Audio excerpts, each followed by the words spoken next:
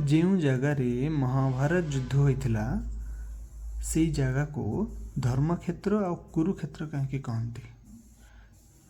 ପ୍ରଥମ ଅଧ୍ୟାୟ ପ୍ରଥମ ଶ୍ଲୋକ।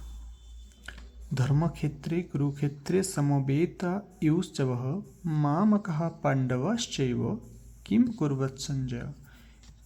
ତ ଏ ଯେଉଁ ଧର୍ମକ୍ଷେତ୍ର ଆଉ କୁରୁକ୍ଷେତ୍ର ଏହାକୁ ବହୁତ ସୁନ୍ଦର ଭାବରେ ଟିକାକାର ବ୍ୟାଖ୍ୟା କରିଛନ୍ତି। ଧର୍ମକ୍ଷେତ୍ରେ କୁରୁକ୍ଷେତ୍ରରେ ଦେବତାମାନେ ଯଜ୍ଞ କରିଥିଲେ। ରାଜା କୁରୁ ମଧ୍ୟ ଏଠାରେ ତପସ୍ୟା କରିଥିଲେ। ଯଜ୍ଞ ଆଦି ଧର୍ମମୟ କାର୍ଯ୍ୟ ସମ୍ପାଦନ ହୋଇଥିବାରୁ ତଥା ରାଜା କୁରୁଙ୍କର ତପଭୂମି ହୋଇଥିବାରୁ ଏହାକୁ ଧର୍ମଭୂମି କୁରୁକ୍ଷେତ୍ର କୁହାଯାଇଛି। ଏଠାରେ ଧର୍ମକ୍ଷେତ୍ର ଓ କୁରୁକ୍ଷେତ୍ରରେ ପଦଗୁଡ଼ିକରେ କ୍ଷେତ୍ର ଶବ୍ଦ ବ୍ୟବହାର କରିବାରେ ଧୃତରାଷ୍ଟ୍ରଙ୍କ ଅଭିପ୍ରାୟ ହେଲା ଏହା ଆମ କୁରୁବଂଶୀମାନଙ୍କର ଭୂମି। ଏହା କେବଳ ଯୁଦ୍ଧଭୂମି ନୁହେଁ ବରଂ ତୀର୍ଥଭୂମି ମଧ୍ୟ। ଏଠାରେ ପ୍ରାଣୀ ଜୀବିତ ଅବସ୍ଥାରେ ପବିତ୍ର କର୍ମ କରି ନିଜର କଲ୍ୟାଣ କରିପାରିବେ।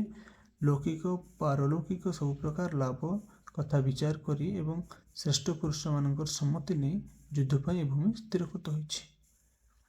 ଯେହେତୁ କୌରବ ପାଣ୍ଡବ ସମସ୍ତେ କୁରୁ ବଂଶର ଥିଲେ ତ ନିଜର ଭୂମି ହୋଇଥିବାରୁ ଉଭୟଙ୍କ ପାଇଁ କୁରୁକ୍ଷେତ୍ର ପଦ ପ୍ରୟୋଗ କରିବା ଯୁକ୍ତିସଙ୍ଗତ ଓ ନ୍ୟାୟସଙ୍ଗତ ହୋଇଥିଲେ ମଧ୍ୟ ଆମର ବୈଦିକ ସନାତନ ସଂସ୍କୃତି ଏତେ ବିଲକ୍ଷଣ ଯେ କୌଣସି କାର୍ଯ୍ୟ କରିବାକୁ ହେଲେ ଧର୍ମକୁ ସମ୍ମୁଖରେ ରଖି କରାଯାଏ। ଯୁଦ୍ଧରେ ମୃତ ପ୍ରାଣୀମାନଙ୍କର ଉଦ୍ଧାର ଓ କଲ୍ୟାଣ ଉଦ୍ଦେଶ୍ୟରେ ଯୁଦ୍ଧ ଭଳି କାର୍ଯ୍ୟ ମଧ୍ୟ ଧର୍ମଭୂମି ଅର୍ଥାତ୍ ତୀର୍ଥଭୂମିରେ କରାଯାଏ। ତେଣୁ ଏଠାରେ କୁରୁକ୍ଷେତ୍ର ସହିତ ଧର୍ମକ୍ଷେତ୍ର ପଦ ବ୍ୟବହୃତ ହୋଇଛି।